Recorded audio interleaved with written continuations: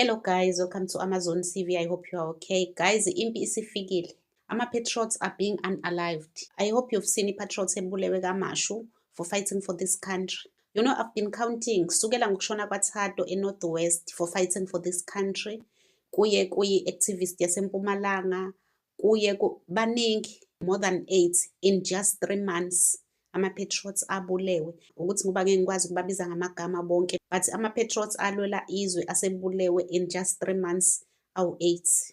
The most painful part ukuthi sibulalana soda as South Africans. Amaphoyisa ethu are against us, ama-security companies are against us, even ordinary citizens of this country, aboma-stand, ama-customer labantu abathandana nabo nje kuyi-mess. So mina my question is, sizoba nale peaceful march kuze kube nini kufiwa abantu befa left, right and center? You've seen a video uPhakile Mthakathi I posted yesterday. It's not like I'm the only one who posted. It's a trending video of uPhakile Mthakathi la ebeyovala khona isitolo kaNongoma where Ethiopians were disrespecting him. So umbuzo uthi thina sithini senzani? Abantu befa left, right and center. Even our police are selling us out to these people. Watch this video guys. Man. Emathunga man.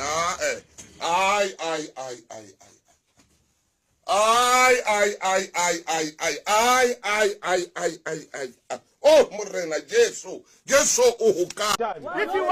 If you want, you kill me. No others. You kill you. I can't embargo you. I can't embargo you. I'm citizen 20 years. Now you are not going to beg you. You are talking about killing now. You are talking about killing. This is our car. Me too. It's not your car. I'm fighting. So if you are Mandela give it him passport. Mandela give you a passport. He give it him passport. He give it him passport. Mandela is Mandela, dead. you want to kill us because Mandela gave you a My passport. grandfather is fighting for this country. You want to kill us because Mandela gave you a passport. Why are you talking about killing? Why are they speaking about ukubulalana? Because Image and Match is just there to tell them to close the tuck shop because all small businesses must be run by South Africans. Why are they speaking about ukubulalana manje bona? Uyabona ukuthi bayayazi into abayihlalele. That is why they refuse to go on the 30th of June because bayazi. Uyabona ama-nations awu-5. Nigerians, Ethiopian, Bangladeshis, Pakistanis and Somalians. Labantu bayayazi into abayihlalele balinde impi. Uyayibona into ebisho uPhakile Mthakathi izolo ukuthi sebe ready for impi. You want to kill us because Mandela gave you a passport. Why are you talking about killing? If you want to call me Who told you anything about killing? If you want to do it, do it anything. No. If you want to do it, do it anything. If you want to do it, do anything. Why you are saying? If you want to do it, do anything.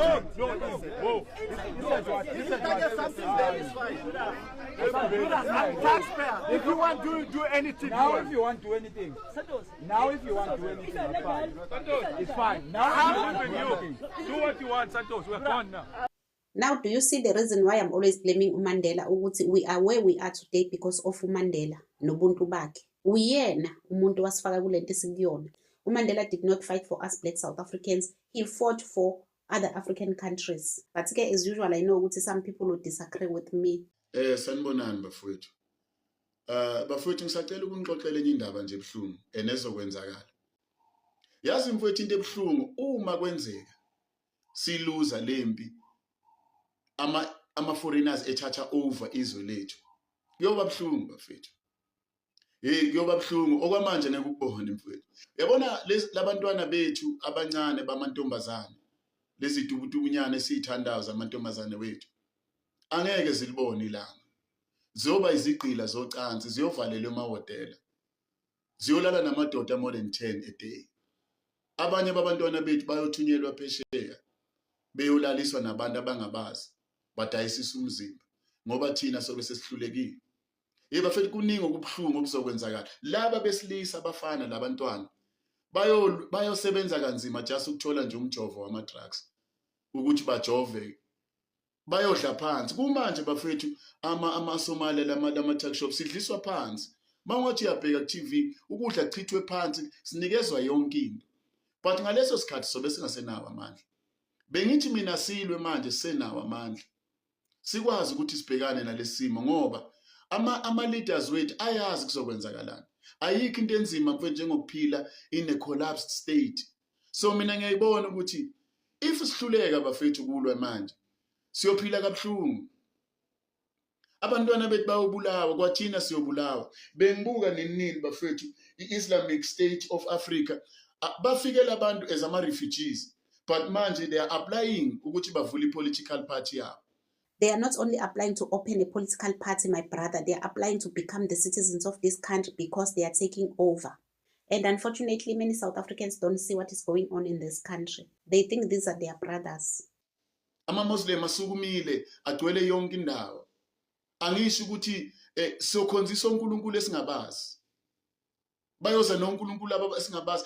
Kumanje mfowethu udungekile eMzansi kunoNkulunkulu abaningi bama-rituals abasuka koGhana, basuka koNigeria, abantu badidekile. Sikhonzisa into esingayazi because zivumile. Ayikho into ebuhlungu njengokuphila in a collapse state where yonke into collapse and ama-politician ethu ngendlela atshontsha ngayo ayazi ukuthi that time mayifika isikhathi sokuthi kuhlushekwe bona baba into yobifunction kuphela is the city. Baba befake high walls angeke ukhona ungena, baba benama generator abo abaphehlela ugesi, kumanje banama boreholes emizini yabo, banamasola yonke into. Wena ophuwa angeke uphile, angeke uphile mfethu. So manje mina ngithi if sinalo ithuba lokuthi silwe, already sisuJesintu usivulile amehlo, wasikhombisa ukuthi bafethu izwe lethu lidayisiwe. So kudinga ukuthi thina siyeke lokhu sikhwebhana in sihlangane together silwise ugovernment wethu sifikele lokhu kuhlupheka okukhulu okuzayo. Ayikho mfethu, even uNkulunkulu knows ukuthi uMzansi nini uyohlaselwa ama-foreign, but we have to fight. Even noma ungaye eBhayibhelini liyatshela iBhayibheli ukuthi the foreigners in your land they will gain more power, and when you lose yours, Deuteronomy lithi nina they will lend you money when you won't lend them because wena ngeke ube nalutho, and they will be stronger and stronger in your own country. So sidinga ukuthi sisukume sivikele izwe lethu, sivikele izwe labantwana bethu because abantwana bethu kumanje kunabantwana abathunjiwe abavalelwe koJoburg lapha emahotel. Balala namadoda more than 20 a day bavalelwe ama-Nigeria and ugovernment wethu uyazi. So bafethu sidinga ukusukuma siyekele ukulwa, sivikele izwe lethu. Mfethu amanye amazwe awaphili, ngihlale ngisho, ngihlale nginichazela amanye amazwe awaphili abalekela la eMzansi, and now they wanna take over izwe lethu. And thina sithule, silibele ukulwa, silibele ukukhombana, ngabe sihlangana sonke silwe izwe lethu nabantwana bethu bakhona ukuphila ngoba nathi salwelo. Nathi kunabantu abasilwela ukuze sikhona ukuphila. Ngihlale ngigcizelela leyo nto ukuthi abantu basilwela ama-60s ayelo afa efela thina. So bafethu asisukumeni, kuzoba nzima eMzansi, mina ngiyabona kuzoba nzima. Ongaboni kusami ngemzwela. Ngiyabonga. And what this Bible verse is saying, we are seeing it with our own eyes here in South Africa. South Africans are suffering. I mean, I was so shocked and surprised to hear Ugutabo, my friend, are selling it is spoon of coffee, it is spoon of sugar, it is spoon of powder milk, it is bake to South Africans. And some South Africans are buying those things on credits from Abo, my friend. And that's the reason why they don't want them to leave.